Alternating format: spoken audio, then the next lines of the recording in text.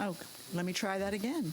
Good evening, everybody, and welcome to the Deltona Planning and Zoning Board meeting for July 20th, 22. And it is 6 p.m., and we will call this meeting to order, and I will ask the staff to do a roll call vote, please. No. Member Alexander? Here. Member Burke? Here. Member Gonzalez? Member Munoz? Here. Chair Northey? Here. Vice Chair Strozik? Here. Secretary Pfeiffer? Here. Alternate Rodriguez? Here. Alternate Cardo? Here. And who do we have sitting, which alternate are we have at the time? Cardonis? Cardo, okay, all right. Okay. And on our agenda, we have approval of the minutes of Wednesday, May 18th, 2022. That was the last time that we met. Have you all had a chance to read the minutes? And if there's no corrections, we'll process the minutes as they're written. Seeing no corrections, the minutes will stand as written, and I will sign off on them. Okay, we will now go to presentations, awards, and reports. And we are actually here tonight. We don't have anybody before us on a zoning issue or a land use issue. We're actually here. We're going to have a presentation from the Volusia County School Board, and I would like to acknowledge School Board Member Ruben Cologne. No, I can't see out there, Ruben. I don't have my glasses on. Ruben Cologne, who represents District 5, and he's here tonight. And also Dana McCool, who represents, what district do you represent in the city, Dana? 4. Okay. I like to acknowledge our representatives when they show up. Thank you both for coming. And I think you're probably about it for the public participation or the public. We're going to have presentations from the Volusia County School Board, and it's going to be on school capacity and new developments. There's been a lot of conversation about that from members when new developments come before us. There's always question about how much capacity is in the school. So I think what I'd like to do, I know that there's a public forum, but we'll do that after we hear the presentation, if that's okay. It's with the way to do it. Okay. All right.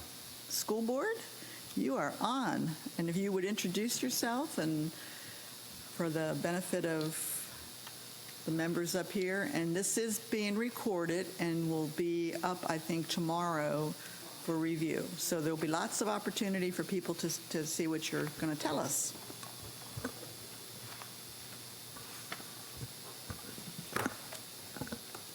Hello, good evening. Good evening. Thank you for having us here this evening. It's a pleasure to be here to talk about our school concurrency and how we measure capacity and how we plan for the future. My name is Steve Grube. I'm the Director of Planning and Construction Services for the school district. I have with me Stephanie Doster. Stephanie's our planning coordinator, and she'll be giving you the presentation here shortly. I want to recognize Dr. Earl Johnson. He's our Chief Operating Officer, and my department, being Planning and Design and Construction, is part of the operations team. In addition to transportation services, food services, our schoolway cafe, and our maintenance department and our purchasing department. My department comprises over 30 individuals, and we're involved from the beginning in the planning process all the way through construction and post-occupancy of our schools. We currently have over 9 million square feet of permanent capacity in the district. And when I say permanent capacity, that's important because we don't count those portables out there that were often used for additional classroom space and auxiliary space and overflow space for the district. We're currently in the middle of a very aggressive building program of new construction and remodeling. We're getting ready to present our next year's budget as part of our 5-year capital plan. We'll go to the school board next week, and it contains over $169 million worth of construction. We get our funding from a number of different sources. We have a half-penny sales tax. We have local capital improvement funds. We have impact fees, and we often blend this money together in order to accomplish our goals.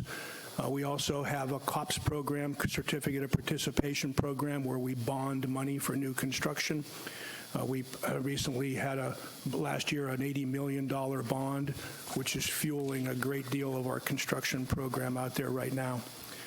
I know you're interested to know how we decide where to build and what to build, and that's going to be what Stephanie is going to present to you here shortly. Again, thank you for having us. We'll give the presentation and then be happy to answer questions. Great. Good evening, Planning Board members. Can you pull that down a little bit so we can hear you better there? Sorry. Thank you. Can you hear me good? Yeah, that's better. All right. Thank you, Planning Board members, for having us. We're excited to just help the community be more educated on what Volusia County Schools, how we operate in our planning department with regards to school capacity. We know that this is a big issue for you guys right now. You've got quite a bit of development, and we always like it for everyone to understand how the process works so that they can understand better the process of approval from the city and from the school board. So we'll get started. So I'll kind of go over tonight our interlocal agreement between all the municipalities in Volusia County with the Volusia County School District, our concurrency application, and our review process for the concurrency applications. And then we'll kind of also go over our 5-year work plan. As Steve mentioned, our robust construction schedule that we've got going on right now. So to start off, our interlocal agreement. This is an agreement that is state statute. We put this together, and I think back in 2003 was the first time the interlocal agreement was established. It was updated in 2005. And really what this does is sets a standard for how the school district and municipalities within Volusia County interact and how we plan together for healthy communities that incorporate schools and then schools that also plan for development and newcomers. So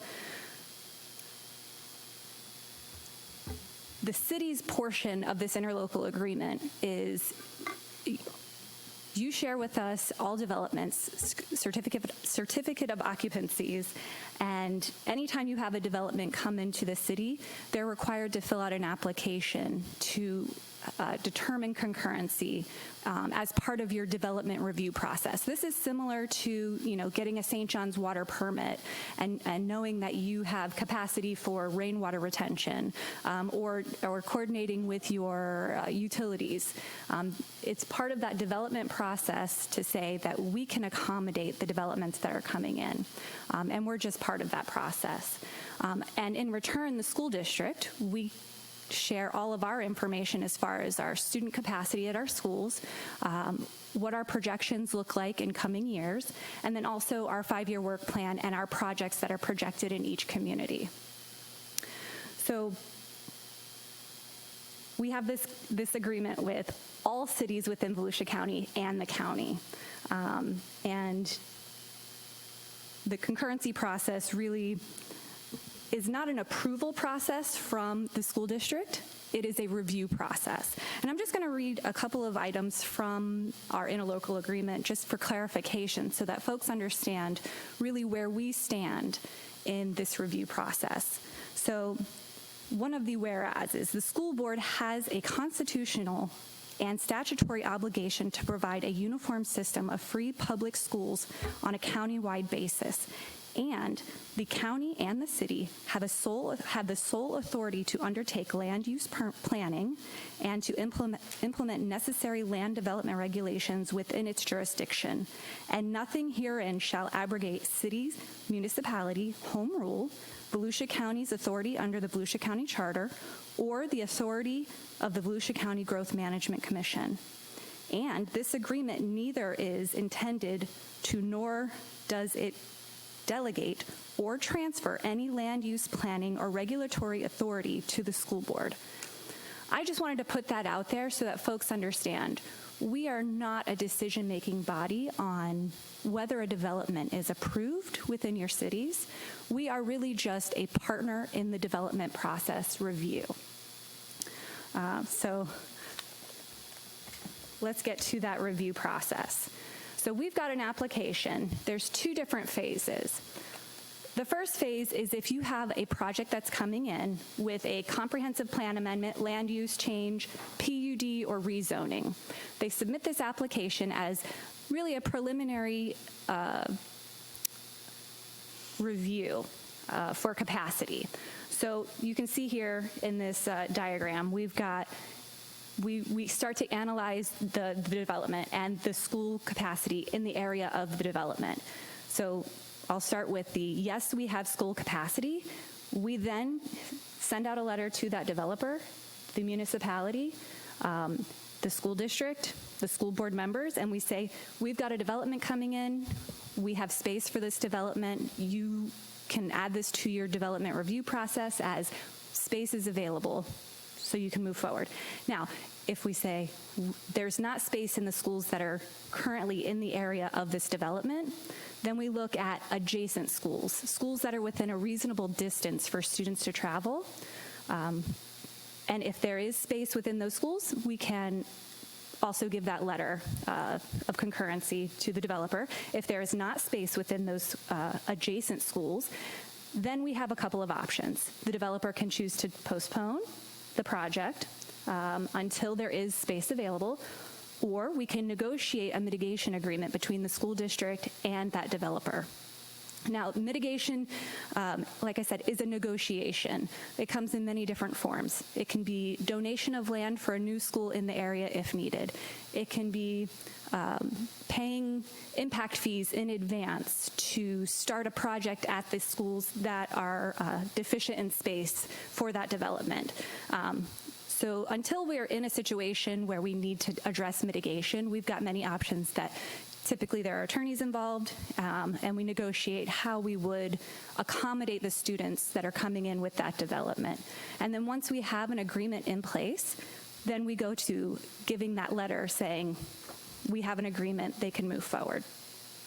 Now, once this development gets to a subdivision plan or a site plan plat approval process, they come to us again for that secondary review to say, okay, we're ready to start moving forward with this development. Because we know in that first phase, when you have a PUD or a rezoning, that can take some time. Sometimes those developers will sit and not develop that property for some time. Sometimes they'll sell it to another developer. So we have this secondary review process so that when it is actually time to get those building permits, we can review again and say, do we have space? And we go through that process again. And we say, okay, now that you're really ready to move on putting in development or putting in housing units, do we have space? So we go through that entire process again, and we either give the letter of approval, which is saying that we have space in our schools, or we go through the mitigation or another route. So here is just, I know it's probably kind of hard to see, but this is what our 3-page application looks like. So the first page is really all of the information for the developer or their representative. The second page is really important to us because it spells out exactly how many units and what types of units they're planning to put and their timeline, their proposed timeline of build out.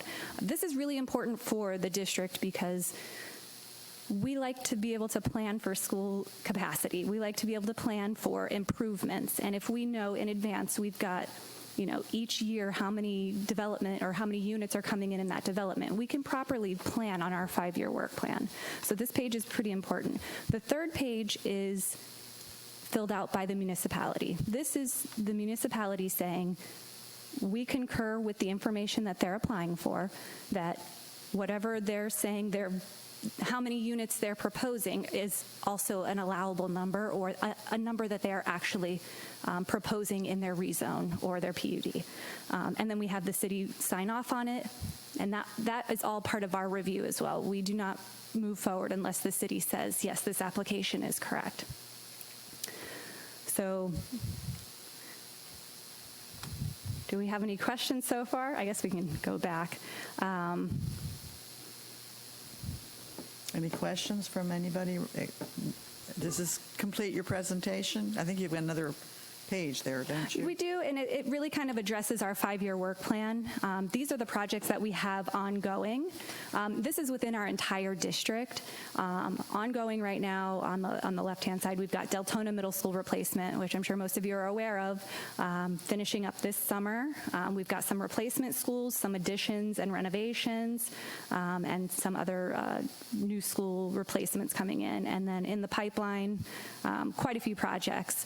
Our 5-year work plan is updated annually, so this will be coming with revisions to our school board in the next month or so. Next week, yeah, our next board meeting. And so it's really important that we keep track of all the developments that are coming in so that we can modify our 5-year work plan accordingly. We have a professional demographer that we work with to give us student projections each year, and we do that on a 10-year basis, but we really look at that first 3 years so that we can modify our 5-year work plan with the increase or decrease of students that we have coming in. But also, per our interlocal agreement, we track and then report on our student populations as of the 20th day of school. So we give students time to trickle in, to move around, and then we report to our municipalities biannually with your planner, with your planning staff and every planning staff, just where we are with our students, how many students we have, how many we're projecting over the next 3 years, what projects are coming in, and then we track it. Every 20 days, we do a reevaluation of the developments that are coming in, the reservations on students that we have potentially coming out of those developments, plus our student population and how it's fluctuating. Because students move, they come in, they leave, they move around. So we're constantly monitoring how many students we have in each one of our schools and down to the grade level, so that we can properly plan for what's coming in the next few years. So let me ask you, when you talk about the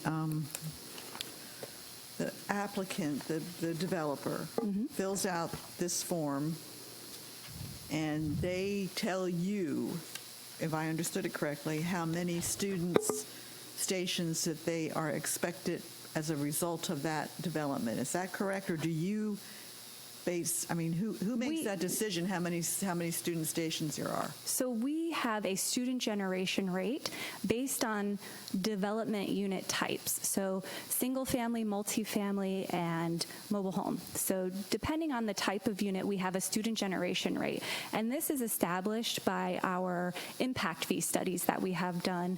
I think our last one was maybe 10 years ago. We have an impact fee study that we're currently going through, and that really does a full evaluation of our county and our area compared to other areas, and then sets our student generation rate based on trends and then future trends. So we determine how many students will be coming in per development, and that is based on a calculation and a formula that is used for every development across the district. And do you ever go back and confirm that? We do. So we will. We have geolocation on students per their residence. So we do look at that every 20 days when we get the count of students who are in attendance. We can pinpoint them and where they're living and where they're coming from. So in developments such as Deltona, we can look and see at what rate students are coming into those developments, how many students over the school year are coming in or going out. And we track that. Like I said, every 20 days we do a geolocate. We say, okay, what is it looking like in this area? And so one trend that we are seeing on the west side of the county is students are coming into these developments at a much faster rate than the east side of the county. And so we track that when we're looking at our 5-year work plan and saying, okay, we've got a lot of families moving in on the west side, less families moving in on the east side, and that's kind of a flip-flop of what it used to be. The east side at one point was growing at a much faster rate for students than the west side. So yes, we do track it. We see exactly which developments are producing the most amount of students, which is why we can also track to see that, multifamily housing produces fewer students than single-family housing, and we track that. Okay.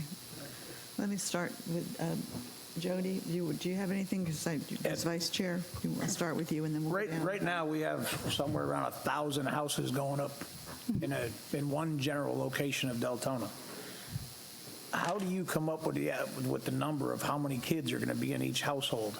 Because with 1,000, you figure 3 or 4 bedroom houses, even if it's 1 kid per house, that's an additional another 1,000 kids. I mean, how do you come up with, say, well, it's rough there's only going to be 2 houses and there are 2 kids in that house. There's going to be 1 in that one. I mean, how do you come up with these numbers? Because you might have a family that's got 9 kids.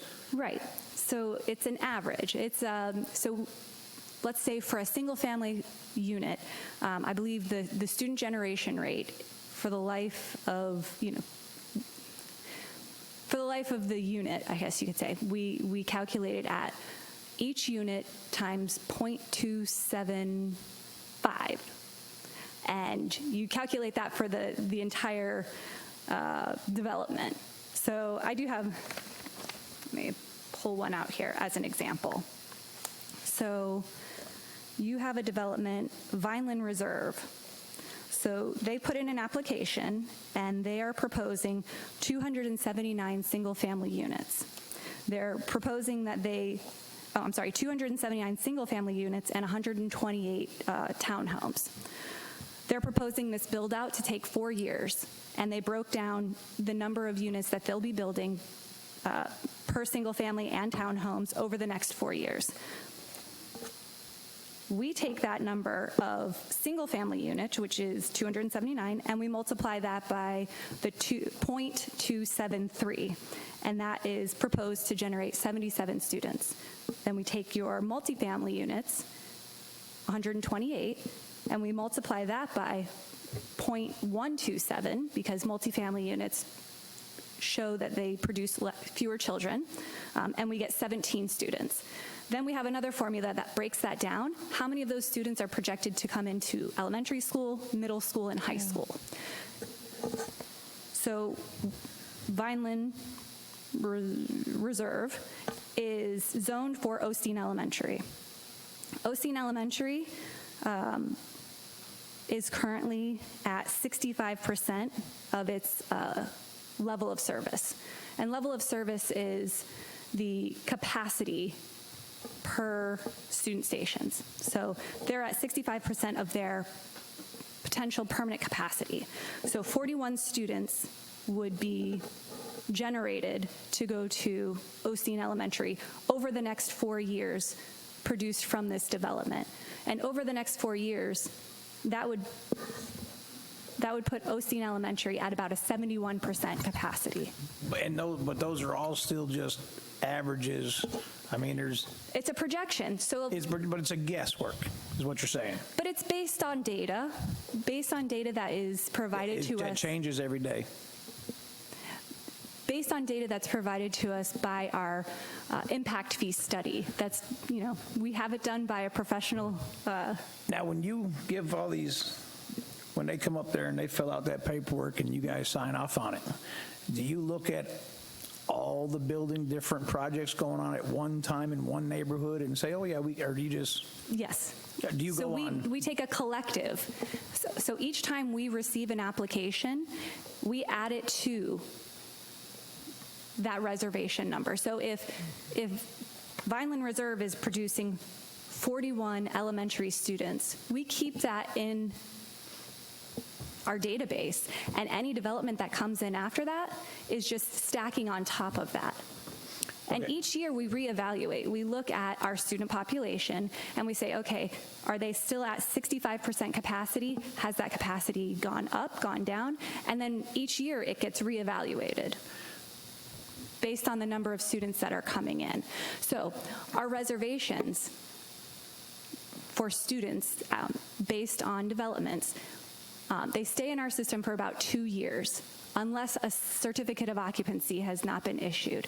After 2 years, the reservations would expire. That applicant would have to reapply to put students back into our reservation, because we'll assume that they've either built out and students are starting to trickle in, which we track, or the project just failed and did not build out. Now, you have your numbers. Do you know what the occupancy level right now of Pine Ridge is? I do. I mean, it's summertime.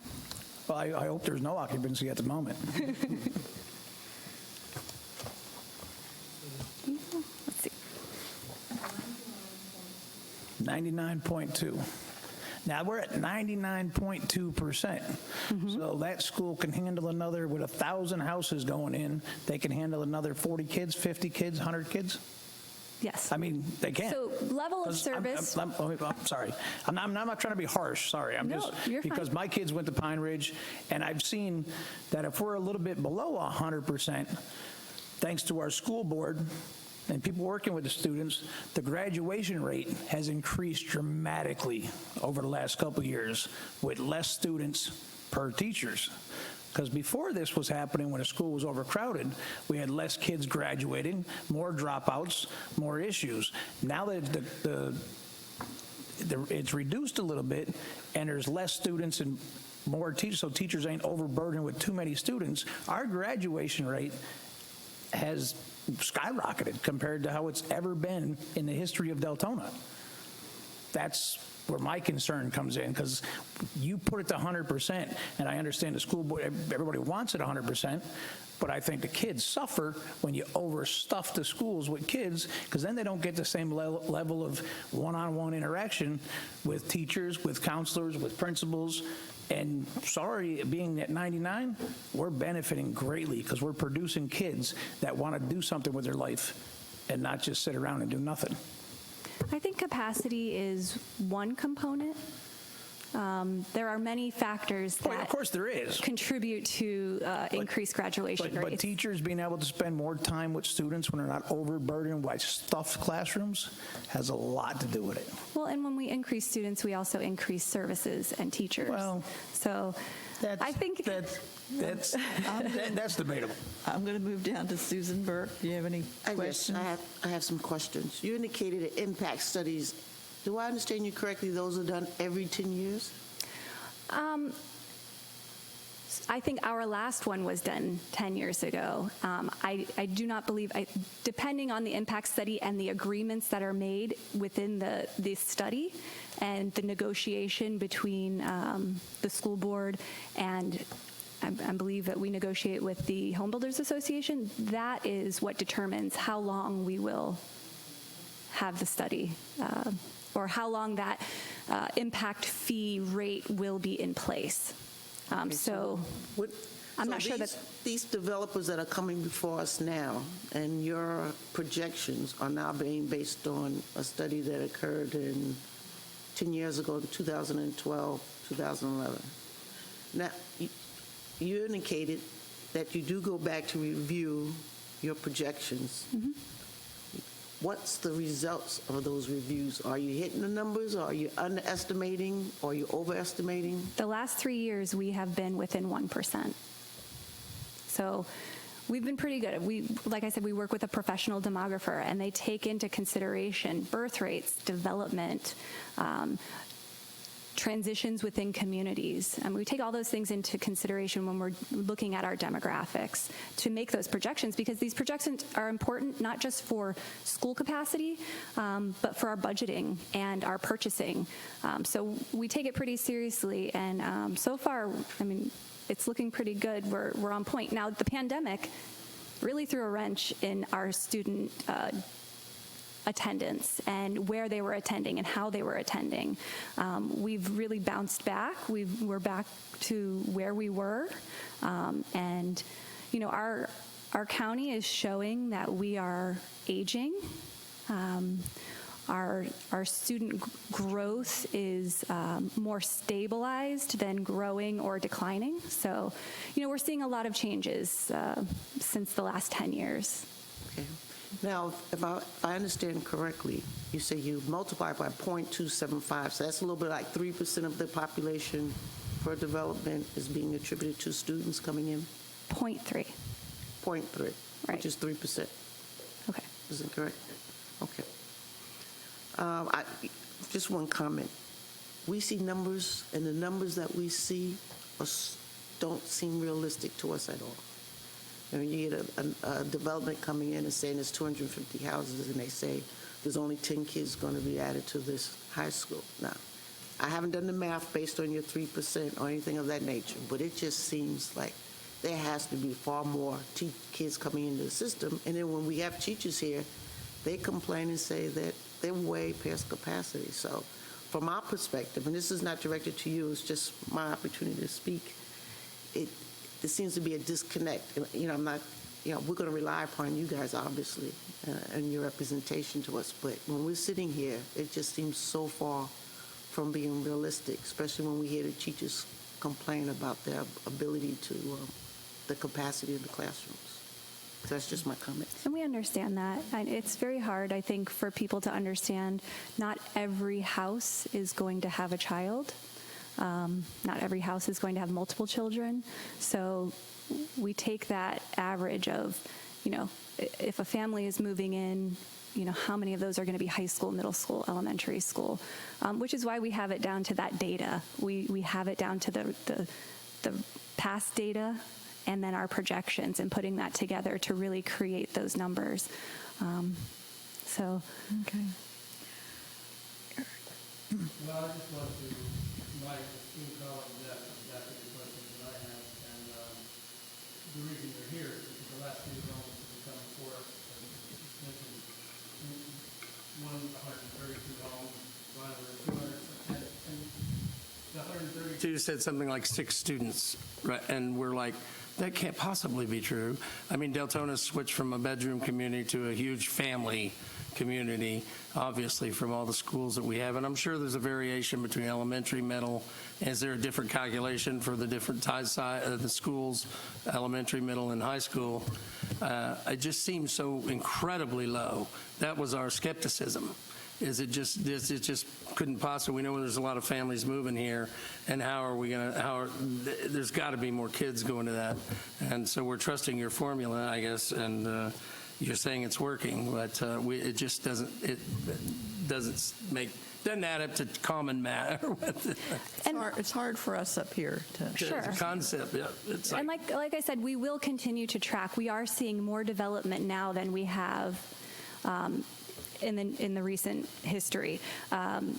Families are moving to the west side of Volusia County, and we're tracking that, and it may change.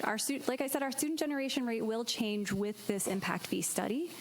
Which direction it'll go, we'll see what those results bring.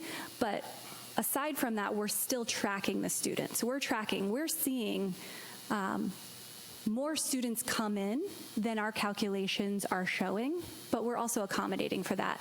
And we're taking that into consideration in our numbers. So when we have to go by the data that we work with. But right? that's countywide, correct?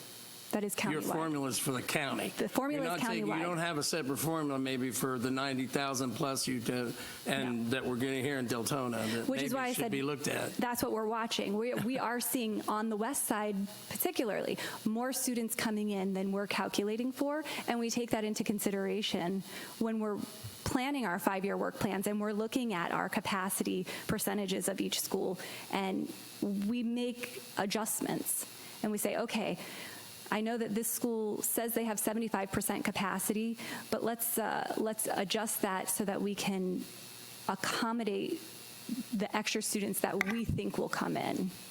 So, I mean, we are paying attention to it. In no way are we not tracking it. I don't Yeah. doubt that, but And we know you have a lot of students coming in, and we've noticed that. That's why I said on the west side, we definitely see more students coming in than our calculations are generating. And so we do make accommodations for that. Eric, you done? I'll move. I guess so. Okay. I just Alan? want to correct. I was thinking you said .03. You're saying .275? Yes, So closer to 30%? 0.273 for a single-family home Okay, thank you. is our current student generation rate. Okay. Alan, you have any Yeah, questions? I have a couple of questions. We're both in the long-term business. I mean, we look at developments, they take a couple of years, and then, we're worried about all kinds of impacts of these things. And I think the schools are more or less the same. So I don't have a feeling, if you're readjusting every month, how really accurate you are on a 10, 20-year period, which is the time period you plan schools for, building schools. They're not something you can adjust for in the middle of a year. So, I mean, how good are you on the number of schools and the location of schools over time? So our annual projections that we have are for 10 years. And so we look at that full 10 years. We focus on the 3 years as being the most accurate because a 10-year period, there can be significant changes, as we've seen. But we look at that 10-year projection, and that's how we create our 5-year work plan. So if we start planning 5 years out to have monies for what we're seeing coming, that's how we start planning out our long-term building programs. I mean, Jody has more experience on this over time than I do, but I have a feeling that the capacity really fluctuates. I mean, I'm from Connecticut, and I know we were closing schools as opposed to building schools because they're now here. People, so that's what I'm trying to get a handle on. The other thing is, how do you handle private schools versus, because the developments, when they come in, they're tracking children per household, not public school children per household. So how do you handle that? So it's actually part of our formula. So when we have our numbers that we're, calculating, number of units by 0.273, we then have a formula that says this is how many elementary school, middle school, high school, and then other, based on data, how many other we'll have. And that's where you account for your homeschool, your private school, your charter school.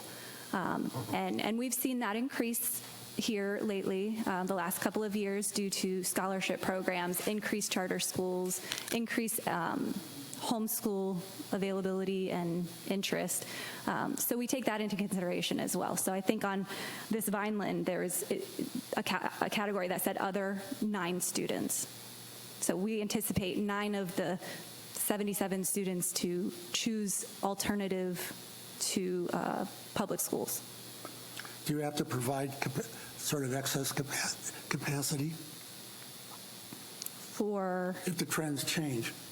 I mean, are you responsible for every student, or We are responsible for every student because we do have to provide that public education. So if a student comes to our area and says, I want to enroll in school, we cannot deny them. So yes, we make those accommodations, and that's part of that tracking where we say, wow, Timbercrest really, went up this year, and our projections are showing that it's going to continue to go up, and we put that on our work plan to say, okay, I think they need a classroom addition because it doesn't look like their population is going to decrease based on development. So yeah, we do make those accommodations, and we watch the trend. okay, thank you. Okay. Ms. Cardo? Did I pronounce that right? Cardo? I did have some questions. Thank you so much for taking time out to come speak with us today. Thank you for that. I'm Your sorry. microphone is not on. The green light's on. Can you hear me? Just put it closer. Okay, thank you.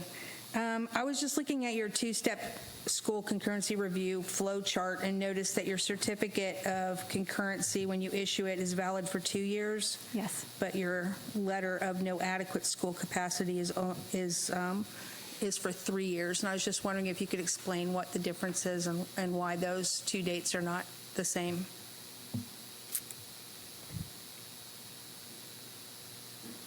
That's a good question. I'm sure it's within our interlocal agreement that would explain the years, as the interlocal agreement kind of dictates how we operate this.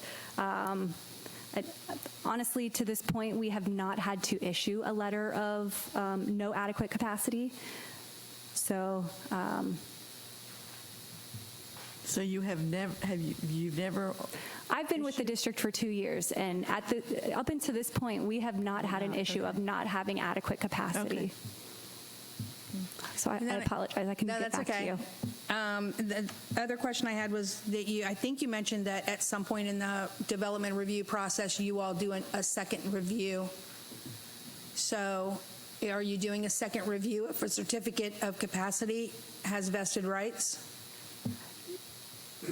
Vested rights in a development, you mean? So within the 2 years that the certificate is valid for, are you doing a re-review within that 2 years, or only if it's getting close to expiring?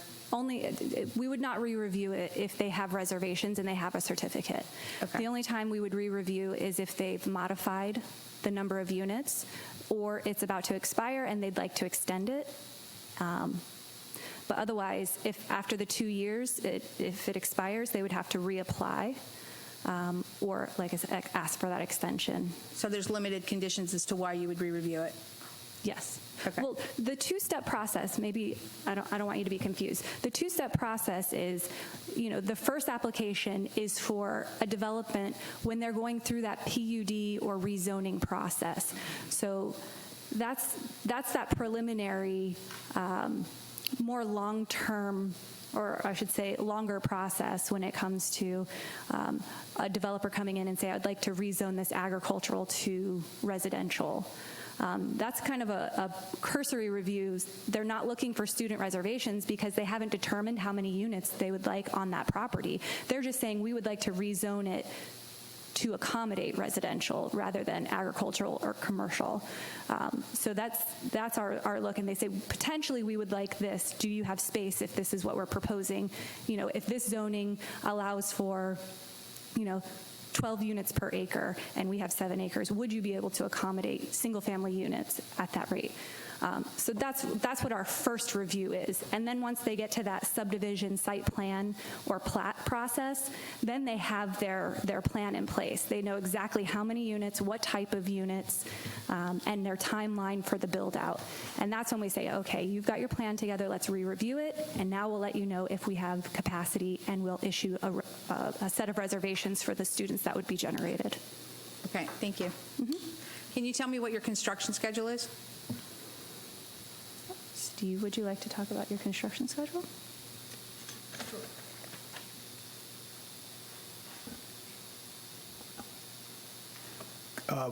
Construction schedule for what specifically? For breaking ground to the point when you've got your CO and students are allowed in the building.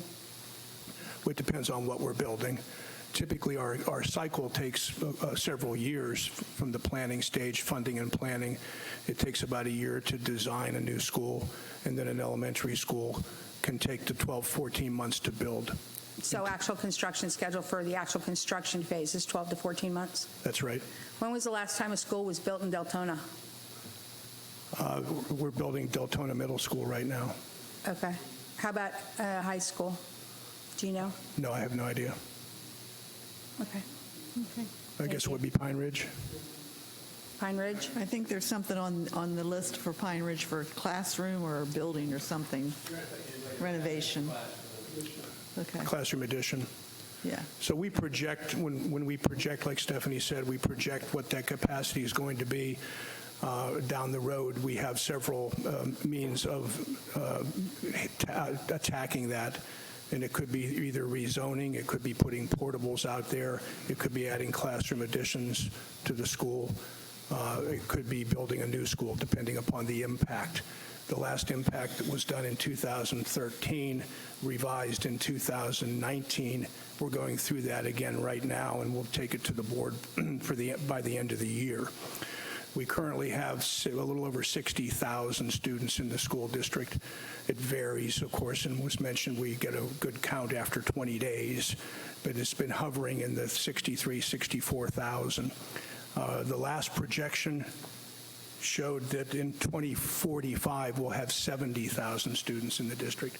So it's a steady increase percentage-wise, and the population of the county is projected to grow as well, so accordingly. And again, these are projections. We count and we project on a regular basis. And as those numbers change, we make adjustments. But the process of taking projects up and getting approved by the school board, it's a lengthy process, and we're very careful with that because we're spending a lot of money. The cost of construction today, do you know what it is per square foot?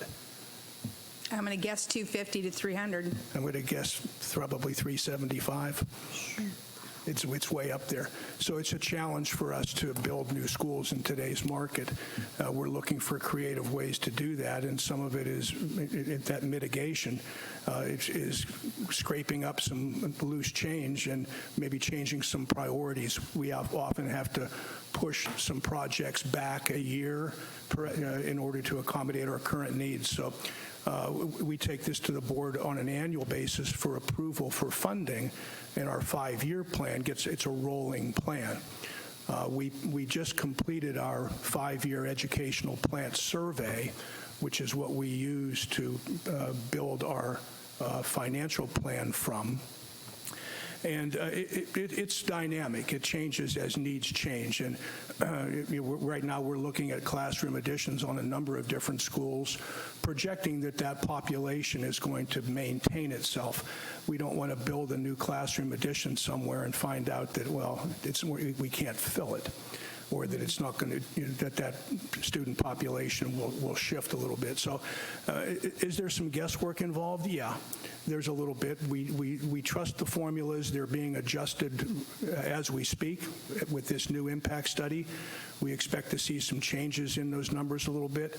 Stephanie mentioned we have a demographer that we utilize who has been doing work for the district for some time and does work for other districts. So we bring professionals in to help us so that our guesswork is gauged and calculated, and we try to be as precise as we can.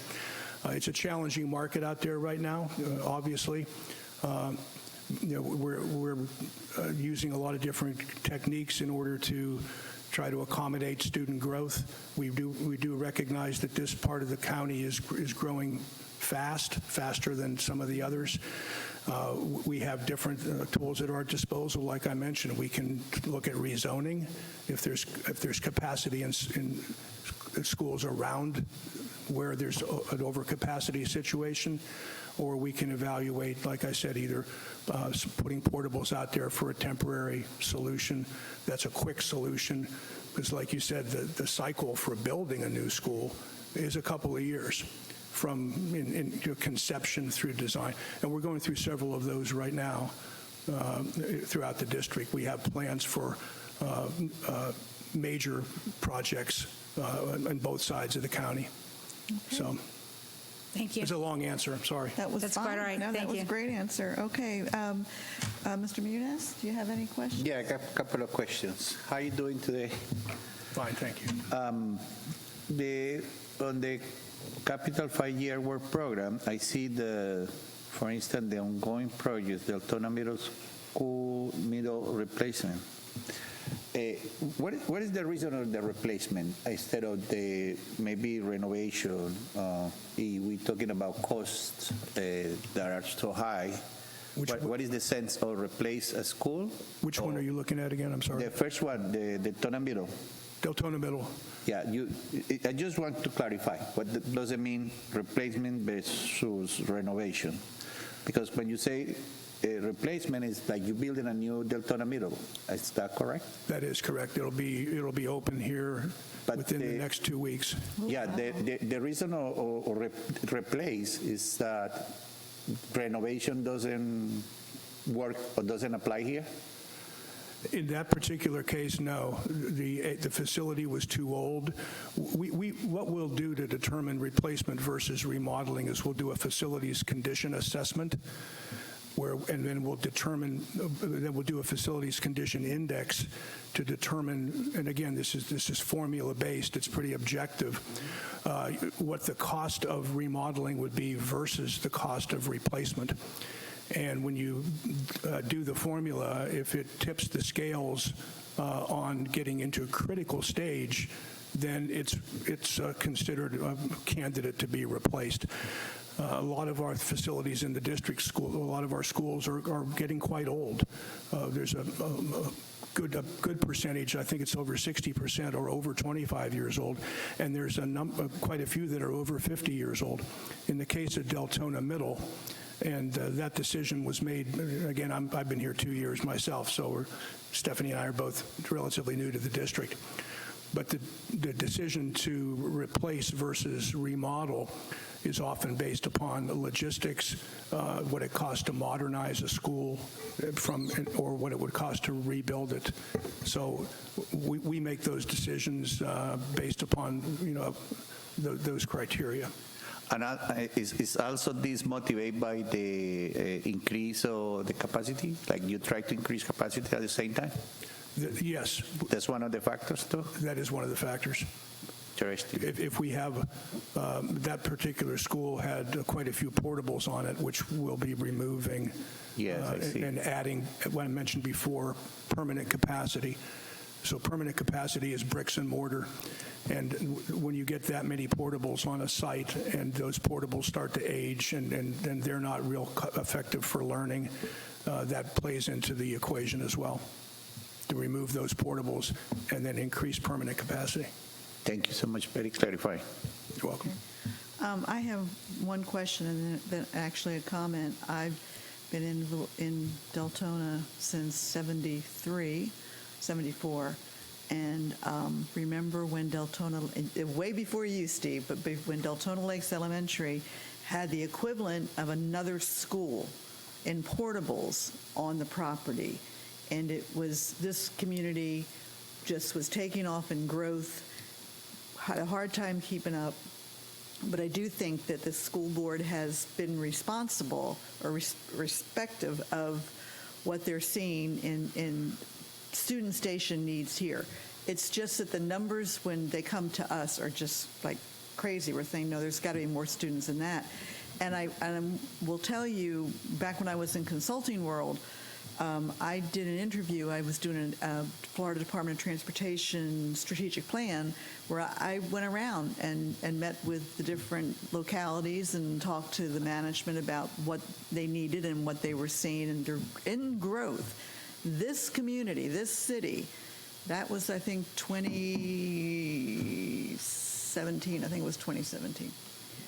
At one point, we were anticipating growth out to 100,000 people. That's what we had always heard, that Deltona would top out at 100,000 people. I'm sitting in a meeting and hear the manager and hearing the planning director tell me that they're, and the utility director, that they are looking at 130,000. Now that's a big gap.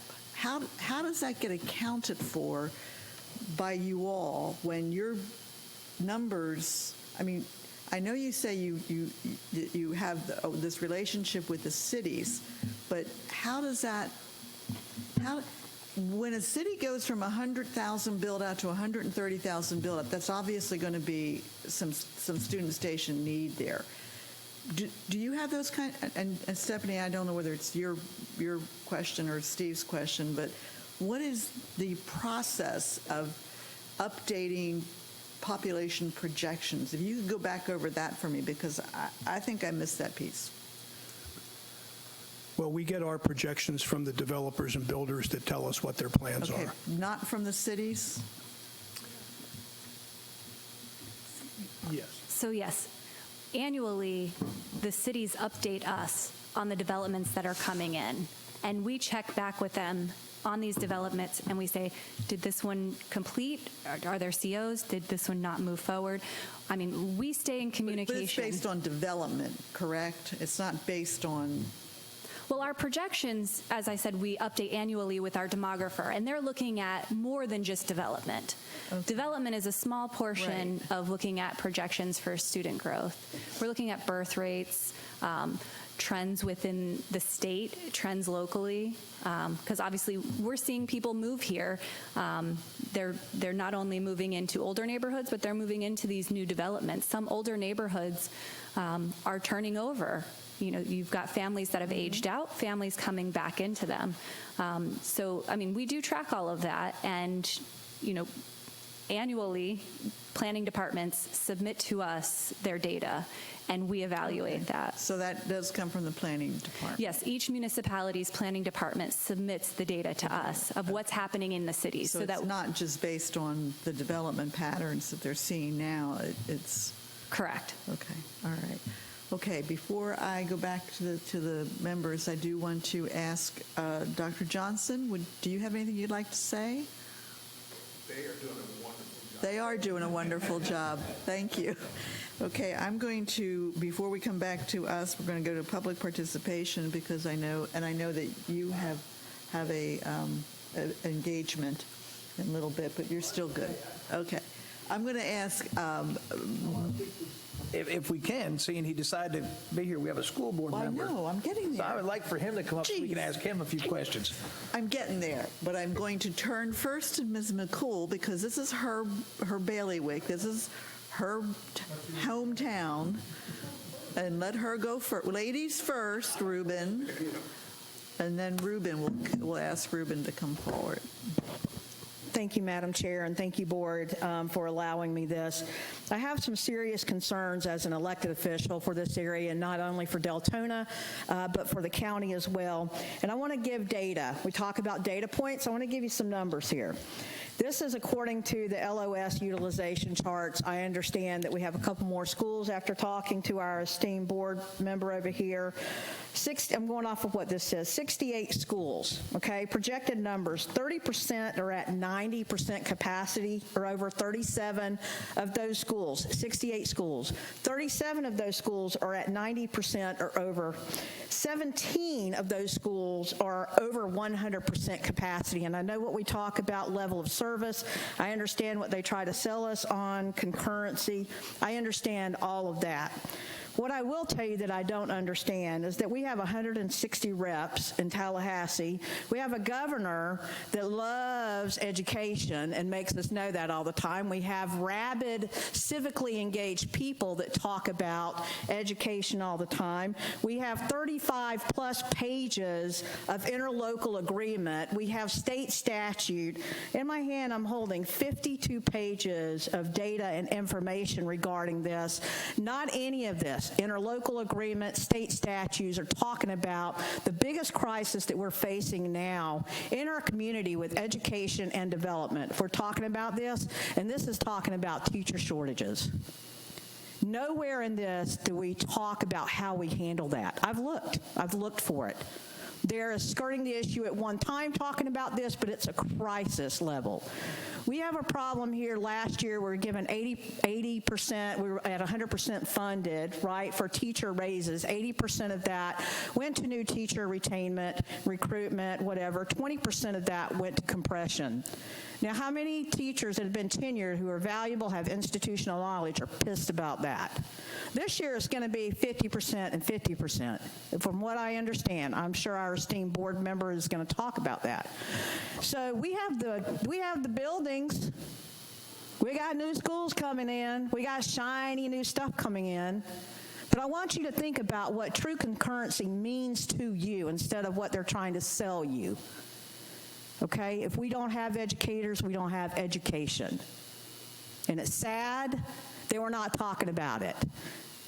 If we really want to change this and talk about this, the people that are running around rabid, okay, that are discussing what teachers are teaching, should be talking about having enough educators for their children. That's what the conversation should be. Tallahassee is responsible for this.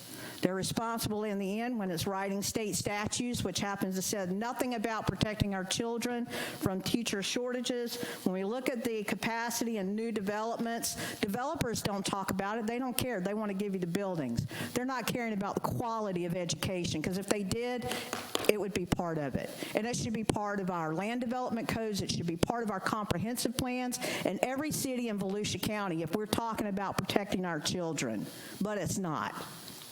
It should be somewhere. You know that, let's talk about numbers some more, okay? We have the cities that signed off on this, 17 cities and the county signed off on the interlocal agreement. All of them signed off without mention of what are we going to do if we don't have teachers to teach our children. No backup plan, nothing talking about this, but we're going to give you a shiny new building.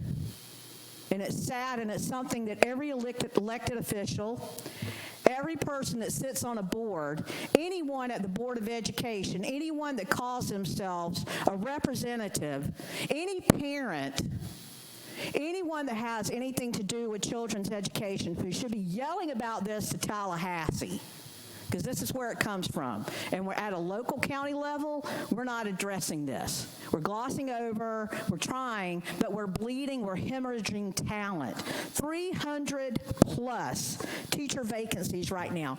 A lot of that being ESE facilitators, ESE support staff, math teachers, science teachers, and we're wondering why this is occurring. Because we keep shoving people in buildings without having people to teach them. So if you want to talk about data, I'm going to encourage you to get out your state statutes, your First Amendment to the Interlocal Agreement and planning, and you ask, why aren't we talking more about the teacher shortage? And let's get the people in here that need to do this. Thank you very much. Thank you, Commissioner McCool. I just want to confirm with our attorney, I feel your pain, I hear your heart, but we, as a planning board, our decision-making is, and I would assume also the school district people who put the numbers together, is not considered the shortage of teachers that we're experiencing now. Would that be accurate? And we can't consider that when we are sitting up here. It is a Tallahassee problem, Dana. You're absolutely right. Madam Chairman, you and I go back to the time when concurrency first came into place in Florida, and that's really where the flaw is, because in concurrency, they only look at infrastructure. Right.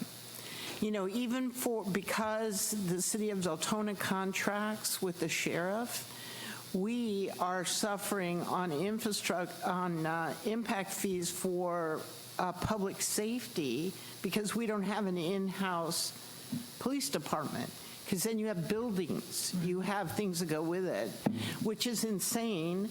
But it's, you know, when it came into play, nobody was contracting with sheriffs. Everybody had their own police departments. And they've never really used impact fees to deal with anything other than hard, you know, and that's exactly what the commissioner's talking about. And nobody's tried to revisit any of these things. You know, once Florida got impact fees, it was like, oh, we're done. We have this plan. And they've done very little to change it for, well, I mean, I'm really old, so it's like 40 years, you know, and they have not done anything. So, no, it is an issue. It needs to be addressed. We've come up against it with impact fees here in the city because of the contracting, which I believe is more efficient most often. And but we are penalized then with regard to collecting impact fees on development because they don't really have a category for us, even though there are many cities that do it. So yeah, I mean, under the current procedure that the school board is using, that the city has to use, for the most part, there's no flexibility in there. I just wanted to be sure that was out there so that we all understood. And now I will turn to our esteemed school board member, Ruben Colon. And before you start, I just want to give a shout out to you. Thank you. You have been our school board member for 4 years, and you have served this community incredibly well. Deltona Middle School, where my boys went many years ago, the fact that that is being redone is wonderful. I know Osteen Elementary, when we had a flooding issue there, that was rebuilt as well. And I know the real important thing that's not relevant to this, but it's relevant to this area, to our community, is that we now have vocational education programs in our schools, and it's much in part because you did that. So thank you. So, Mr. Colon, do you have anything you'd like to say? And then I'll let. They said I have 4 minutes, and I can't speak beyond the 4 minutes. So, Mr. Lee, you do your speech, then I'll drill you. No, I'll be quick. So, first of all, I want to thank you all for asking the tough questions. Yes. Oh, question for Dana. Okay, I don't mind. Let Dana. Do you want to answer a question? Okay, come on up. I had a question too, but I was making the end. Okay, well, let's do that. Let's let Ruben. Finish? No, Dana, sit down. We're going to let Ruben present, make his comments, and then we will open it up for comments for both of them. Yep. Correct. How's that? We're in family here. That's right. This is family. Absolutely. So first of all, thank you all so much for asking the tough questions. I kind of feel bad for Ms. Doster and Mr. Groove, because rest assured that we ask them these same questions as a board all the time. The questions of the calculations and how do you figure that these apartments are only going to generate X amount of students there, those questions are asked in the school board meetings when these things come up and we talk about projections. Please keep me honest. And a lot of folks say, well, the school board approved that. How many people here have heard that? This is, correct me if I'm wrong, all of this work is decided by the Interlocal Agreement. None of this. I have never had one development ever come before the school board because they have an interlocal agreement with all the municipalities that if there is capacity, it's a go. So the feeling that the community sometimes gets that the school board approved it, I have never once voted on a project. Now, let's talk about the elephant in the room. The reality is that sometimes the municipality doesn't want to say no to a project, so they say, well, there's no space in the school, so why is the school board approving this? Well, guess what? We don't, because there is that interlocal agreement. If there's a capacity, we have to say yes, and she pointed it out very briefly, but we are a reviewing body, not an approving body. Now, I know for my colleagues on the dais, it'd be a lot better if the school board said, sorry, we don't have enough for that development in front of Pine Ridge, because Pine Ridge is full. We don't have that ability to do that. And just like you all, I sit at home on Monday with nothing better to do, listening to amazing commission meetings, and I pull my hair out the same way you do, saying, you want to put a road where? And as I was telling Ms. Doster earlier, my question to the sheriff is, okay, if we put that road there, do you promise me you're never going to write a ticket because they obstruct that road for 10 minutes a day in front of that school? We know what road you're talking about. She knows. And so, these are practical questions, but I want you to know that, we're not absent or afraid of answering these questions. Now, another thing that was brought up was the teacher shortage. Unfortunately, like everybody else, we are hurting. And like Ms. Marcia said, this is not part of, everything they came to speak about today was based on capacity. Do we have the building space to have a desk there? It takes nothing else into consideration. But it's not to say that we don't take it under consideration. Our conversations are sometimes heated as we try to drive the district to help with these issues. I fight like hell for Deltona. And, this isn't a, these results don't come by chance. They come by fighting. As we all know, the West Side has always been neglected. And I am proud to say we've got the top high school in Volusia County right here in Deltona, Deltona High, with a 97% graduation rate.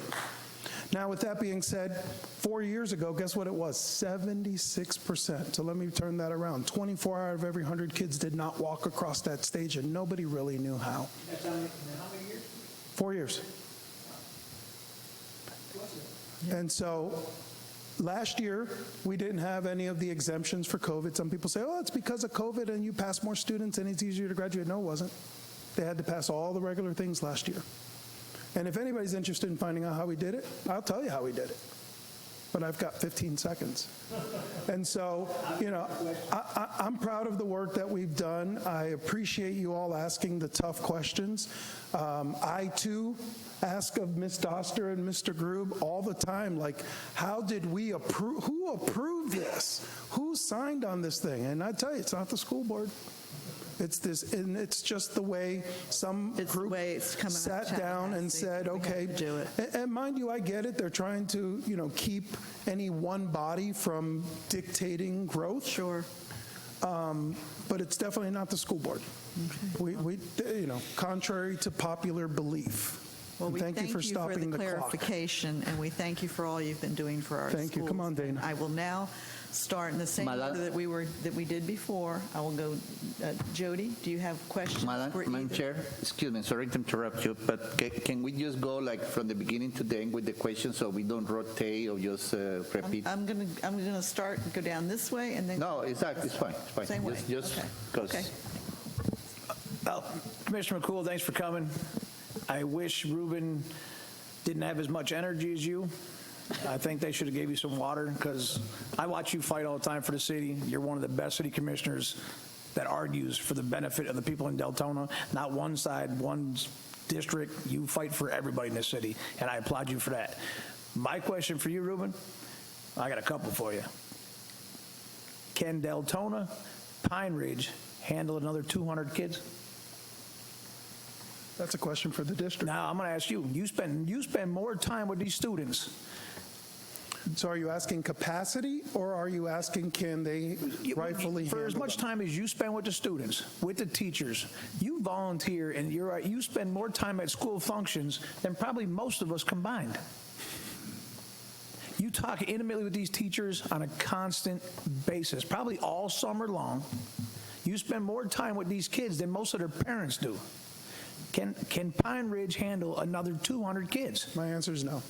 Okay, so given the teacher shortage, which is absent from what they're looking at. My answer is no. I wasn't trying to be harsh with her, and I get it. And my thing is, with planning and development, we see all these big planning coming in, 250 houses here, 300 houses here. And I'm sorry, my kids went to Pine Ridge. My kids went to schools. My daughter went to Heritage. I see the capacity. I see how the kids suffer when the schools are overburdened. And I understand they add classrooms, but when you have to stick a bunch of portable buildings because there's not enough room, I think somebody's messing up numbers, because otherwise, besides adding special classrooms, all these portable buildings, if you weren't trying to jam them, you wouldn't need all these portable buildings. The school was built to handle this many kids. There's my thing with building. But I want to ask you, because you have volunteered and spent so much time with these kids, these teachers. There's probably nobody in this room that's more better equipped to answer them questions but you. And you took your personal time to come up here and address our questions with these matters, because you're pretty committed to the kids. I'm very committed. I applaud you for that.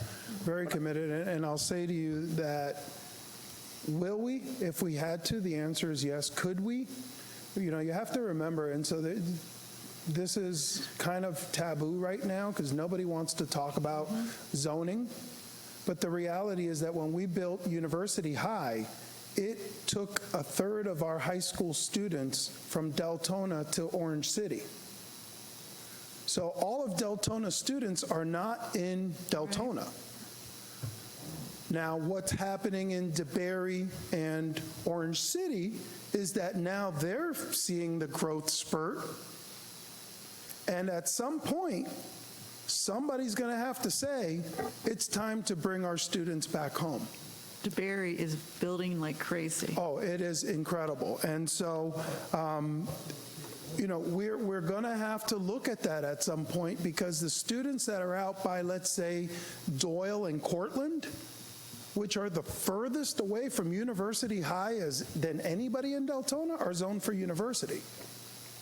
And so university is now busting at the seams. Yeah, they are. And so, it's going to take some shifting, and we don't know when this shifting will happen. I'll share with you, even as we talk about a 5-year plan, we need to look at Enterprise Elementary. And I'm not even looking back there because they're going to throw something at me. Because Enterprise Elementary is where DeBerry will sort of empty out into. So it's almost turned into a want because the school was built in, I always say 18-something, and I always affectionately say... I think it was in the 60s. That Yeah, school was I built in know, the 60s. but I always affectionately say that my colleague Jamie Hain was in the first graduating class of Osteen Elementary. I mean, I'm supposed to, as a city, as being up here on this board, I'm supposed to look at what's good and what's bad, I think, from the planning and zoning for Deltona. Right. And so that's what I'm concerned about is Deltona. I mean, granted, I know the whole Volusia County is a school system, but my big thing is for us, sitting here on this board, we care about this massive building in Deltona. And so Enterprise Elementary is now going from a want to a need. Because DeBerry Elementary is 110%. So now in your education, what you do, here's my final question. You can, with all these 200 and something houses that they want to put behind Pine Ridge, with the couple hundred houses up on Doyle and all this area, could them schools around that area support all them kids? Depends what you call support. Capacity? Well, I'm sure you can cram them. Is it going to hurt the current level of education for the kids already in school to bring in another couple hundred? I'd say yes. It's going to hurt the kids? I'd say yes. Thank you. However, unfortunately, as was stated earlier, that's not even a part of the equation, but I would say yes. And that's why we are, like I said, But that's where it I gets know you mentioned, we look at Deltona, but, we build elementary schools now, 750 stations? 750 student stations is an elementary school. The schools we have now are 300 or 400, 500? That's what helps us with with yeas or nays on these big construction areas. When we make our decision before we vote and send it to the commission, these are some of the questions we ask, and we don't necessarily always get the most accurate answers. Well, I'd be more than happy. Anybody ever has any questions? Let me move on. Let me know. Because we could be here debating this one. Okay. I'm not sure. You're fine. You're fine. I'm not sure who should answer this question because it's really one of a capacity. How do we have less than 100% capacity but have so many portable classrooms? How do the two mingle or relate?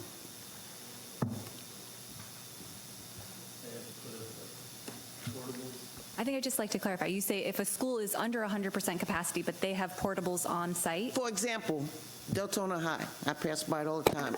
Tucked in the back are tons of portables. Is Deltona at 100% capacity? It is not, but student population fluctuates.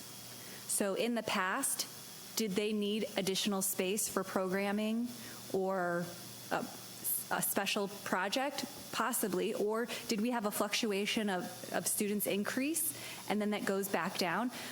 That's one reason we have portable stations, is so that we can handle the fluctuation and look at the long term to determine if we need to build permanent student stations. Was Deltona High School ever at 100% capacity?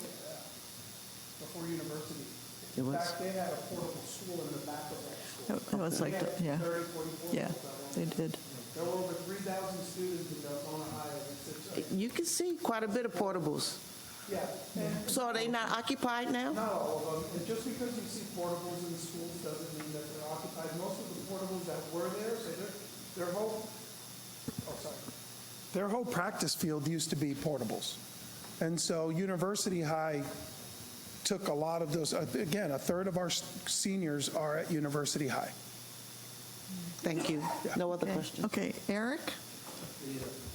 When you speak about the shortage of teachers, is it, and I just want to be clear, is it the money issue, the salaries? Is it this interlocal agreement cannot get, does it need to be changed?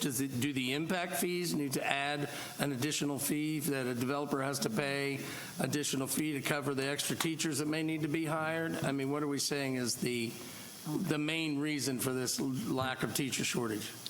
Mr. Alexander and board, right, with your questions, I want you to keep this point in mind.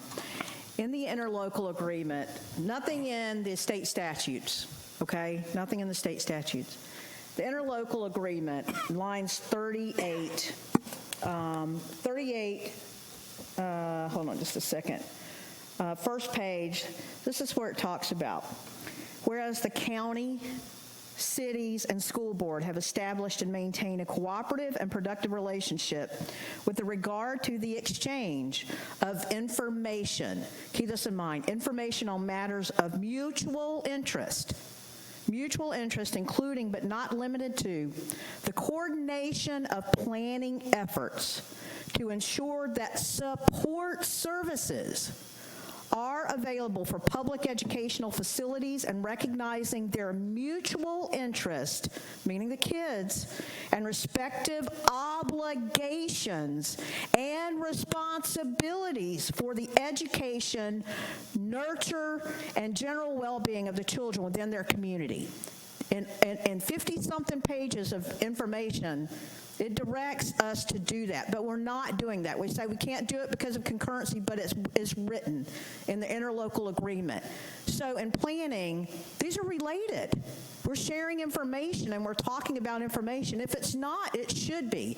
And you're right. It's part of the interlocal agreement what we should be basing our building and growth on. The issue is the points, lack of data in Tallahassee, or the lack of demand for data in Tallahassee, the lack of adequate data, the lack of direction from the state statutes, and being spelled out more except for 5 lines in the interlocal agreement. But it directs you to do that. When we talk about we can't do that, yeah, we can. The interlocal agreement that was signed by all of these cities, 17 cities, mayors, to understand that. So that's what I'm talking about. Teacher shortages is a part of concurrency. Yeah. But it does usually come down to a lot of, Volusia County has a reputation for having a lower base pay for teachers.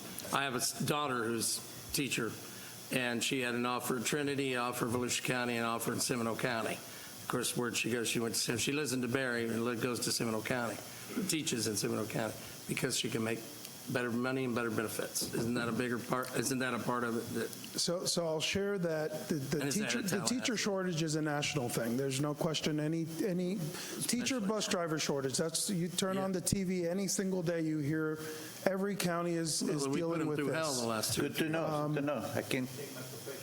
Yeah, in other counties, they're, for example, Polk County, they're bringing teachers from the Philippines. Okay, now that's no different than we do in healthcare. Osceola's bringing in teachers from South America. Mind you, it makes a little more sense because 50% of their population is Hispanic. And so it does make sense. We are looking at ways of doing that. Teachers just aren't going into education. It's hard. As far as pay goes, we reached the 47.5, and a lot of folks don't realize this, so we're grateful to the governor. We never say no to money. Thank you, Mr. Governor. We appreciate you sending the money so we could get to 47.5. But, and Dana mentioned this quickly, when that money came to us, they said, okay, here's $11 million. You have to spend 80% of it to get your teachers up to 47.5, to bring up that starting salary. And then 20% of it for everybody else. So spend 80% on your newest employees. What that did was it created compression. So now our 12 and 15-year employees are making the same as our first-year employees. Then they turned around and said, okay, now that you met the 47.5, and we went to Tallahassee to fight for this. This didn't come easy. Now it's 50-50. You have to spend 50, so here's your $5 million for your new teachers, here's your 5 so that you can keep bringing up your starting rate, and then here's your 50, and so we're left dealing with the compression of that. Then we went to, we're going to bring up, so the legislature then passed, we're going to get to $15 an hour by October 1st. Well, Volusia County, we said let's do it July 1st, because that's when we start our year. And so I think we are in the competitive, now we're in that starting competitive wage. But the reality is that there are education programs closing across the country because nobody wants to go into education. And so the question is, how do we get folks and motivate folks to go into education? And then, we're all fighting for the same pool of people. So the pool is small, and we're all fighting for that same group of people, and we're getting teachers from all over the place. We've hired more teachers this year than we've ever hired. Well, and now teachers are afraid of getting shot. But they're, COVID brought a lot of retirement. You can't blame them. They're older. They want to retire. They're able to retire. Why wouldn't they? So did our I'm going to school stop that killer. part of the conversation because I think, Mr. Strobeck, I was going to say you need to take I know off. we're getting off the topic, Okay. possibly. And I'm going to Thank you, turn. Mr. Thank Member. you. Pleasure. I'm going to turn to Dr. Pfeffer. Do you have anything that you'd like to add? When we got the city's capital budget for the next 5 years, I voted against it because there was no mention of quality of service. It was all some metric that made you think the roads were perfect, as opposed to the fact that all the citizens were complaining about the roads. And I guess it's the same thing with the schools. And I think that the town boards and Board of Education and various other places have to work together in a better way so we understand the pressure points. I mean, we get development after development coming into us. We generally look very carefully at will they flood, things like that that are more tangible. Yeah. But the things from the school board are always, we can handle it and it's off the table. I mean, it's not a consideration for us because we get no information. We don't know where the pressure points. I mean, if there's a pressure point near Austin, but the schools in Deltona Lakes way out are empty or something, we don't know this. There's no way we can make our judgment on slowing down development in one area and speeding it up if we can in another to judge this. There's just no information. Then on top of that, when we get a doubtful development, we reject it. We have good cause to reject it. And then the commission accepts it anyway because they like the revenues coming in. So there's no unified town approach as to what are the problems and how best do we handle them. I mean, we're all going in different directions without good information on this school is pressured because, so can you do this? We don't know that. We don't see it. I think you've hit on something, that the reason that the city commission put a moratorium in place for 6 months is so that they could try to get a handle on that. Would that be true? Madam Chair, you are correct. And Dr. Pfeffer and board, I want to state that the level of service utilization charts is a guide. You can look at it and it shows the schools that are where they're at as far as capacity goes. But something I want you to keep in mind in looking at that capacity, okay? 100%, and they talk about going 117, is it 117, 125, what is the? 115 to 120% because of the vacillation, right, of students coming in and out. But what they're not saying is that they're not adding in there the vacillations of teachers leaving also. So if you're looking at a rate of 116% at capacity, it looks official, but when you factor in the teachers that are not there to facilitate, it changes that number dramatically. And even if you're hovering at the numbers that I told you based on this, 68 schools, the projected, right, projection model, 68 schools, 37 of those schools are at 90% or over, with 17 of those schools already being at over 100% without you having the benefit of factoring in the teacher shortage there. Dana, we never see somebody from the board or any education information at any of our meetings. It's just not a subject. We get no guidance. You're going on about teacher salaries and stuff, which is true and important, but we need to know that. We need people speaking at these meetings. Yeah. The town staff approves everything that we see, of course, because if they don't approve it, it doesn't come to us. I think, and I'm sorry that Marcia has left, but I think the comment would be, that there is a regulatory process in place that everybody follows, and if it's a match, then we don't get to say no on school concurrent. We don't get to say no on that. Yeah, and if I may just clarify, kind of You like get that information. kind of to Ruben's point, they're a review board, so we look at capacity, and once they have determined that there is an adequate capacity, then that is what staff looks at and puts in our staff reports and presents to you all. Then we get that presented. And so, Okay. I'm going to go to Miss Cardo, or Ms. Cardo. I don't have any questions, thank you. Okay. Mr. Muniz? Yes, sir, question here. And Try we're to be going to brief. close this up and let everybody go. Okay. Thank you for coming and make the comments and answer questions. We got a very complicated situation here. The first situation is like we have 6 commissioners, 1 mayor that run the city. So that's what I wonder. If they basically run the city, what are the proposals they have in order to fix those kind of situations? I don't see any. And being here, like watching commission meeting and everything, I never seen any proposal. The second situation is, as county, Volusia County School Board, how you guys been addressing these kind of situations? Because one of the things that always drive me crazy is like, yes, we know there's problems. We know we identify problems. So we close to a campaigning for anything, so we just start telling people, oh, we got this problem, we're going to solve it, this. Then when you won the election and everything, you just stay calm and let the things happen. I'm not a user of the public education. I never bring my children to a public school. But I'm concerned because I'm a Deltona citizen, and as a volunteer in the Planning and Zoning Board, I just want to mention something. When we got any project coming, in which we had to make approval, disapproval based on a staff report, the only thing I can see on the staff report, in which I believe they take the time, they did the process, which if I'm incorrect, just somebody correct me here, they say, safety provided by Volusia County, okay. Fire provided by Deltona Fire, okay. Concurrency, okay. School, okay. So we get everything okay, and so we assume everything is okay. Because as a Planning Zoning Board member, I'm so limited. I'm agreed with my colleague when he made the comment that we know how to tell some sort of information.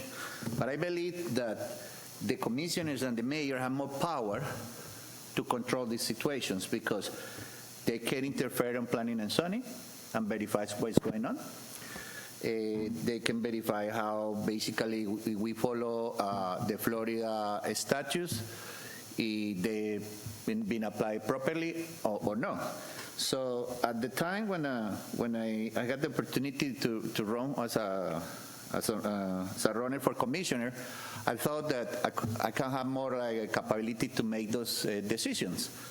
But since it didn't happen to me, I get a little away from that thing, and I say, well, if as a commissioner I don't see people doing anything, as a citizen, I can do nothing.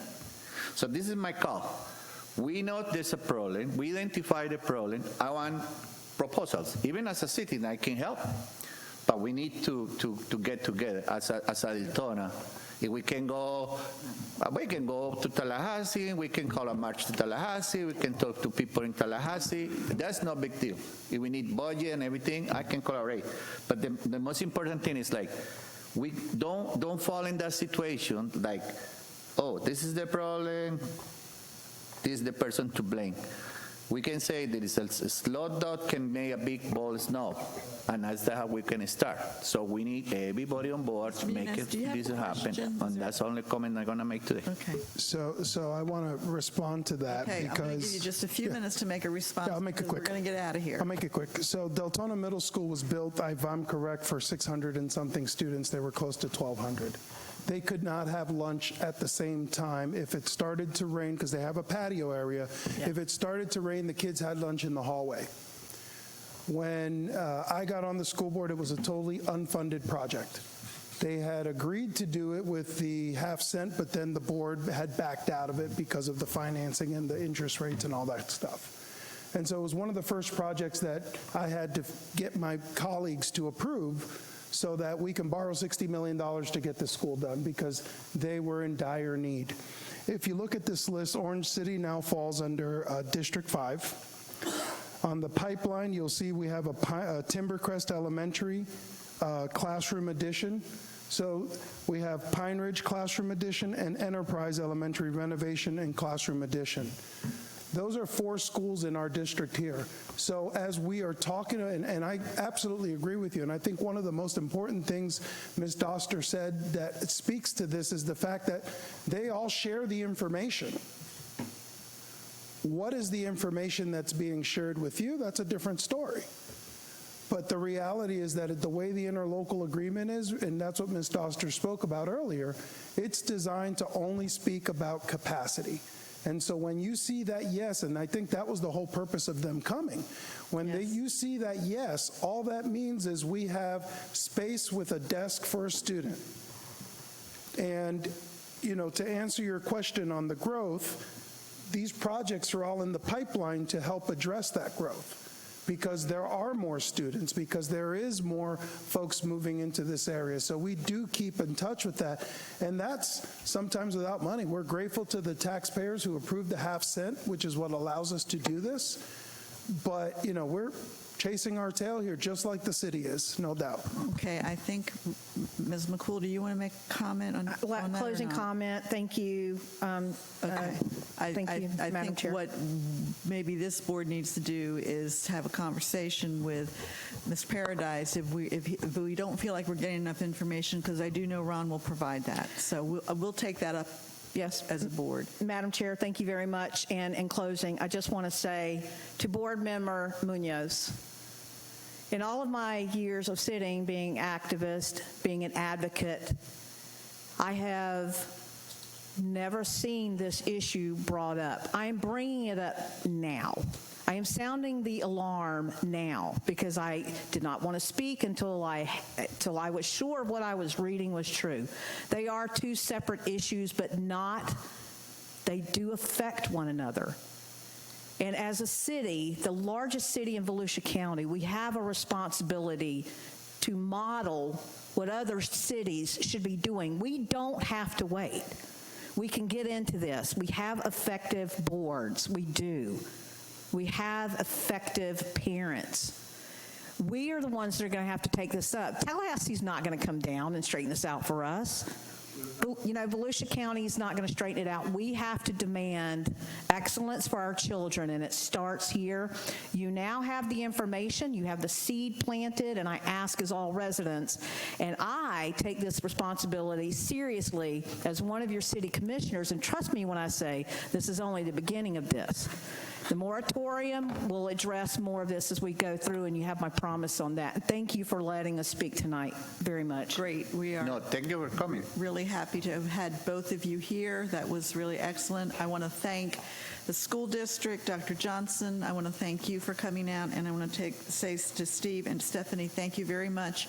The information, I know we went far afield tonight, but I hope that you appreciate the frustration that we're feeling for our schools. And your explanation was very helpful to us as we go forward into more discussion after the 6-month moratorium is over. So thank you for coming out, and we will be adjourned.